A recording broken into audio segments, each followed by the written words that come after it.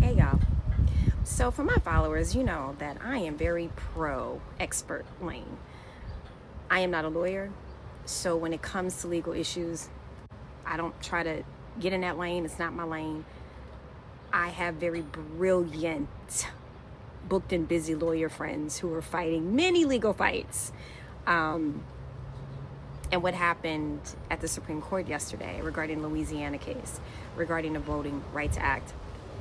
I'm not here to argue legal merits. I'm not here to necessarily talk about what that means for Section 2 of the Voting Rights Act. I'm here as a Southerner. I'm here as a native from Louisiana.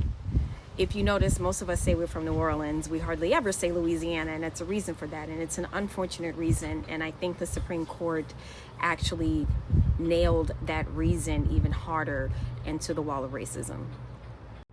Okay, what do I mean by that? The wall of racism. Oh, here goes another histrionic black woman talking about racism all day long. Why is she making it about race? Let me tell you. Born and raised proudly in New Orleans, Louisiana, but there's a caveat. When I talk about my home, I am talking about a very specific experience. I didn't have the Lil Wayne juvenile experience. Hell, I didn't even have the experience that some of my cousins had. I grew up in privilege. It wasn't always smooth sailing. Not with my parents, it wasn't. But my perspective from New Orleans is very different from a lot of people being where I'm from.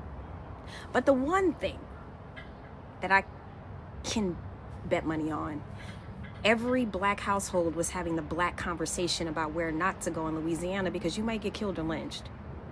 These are the conversations black parents have with their children. It's not a game.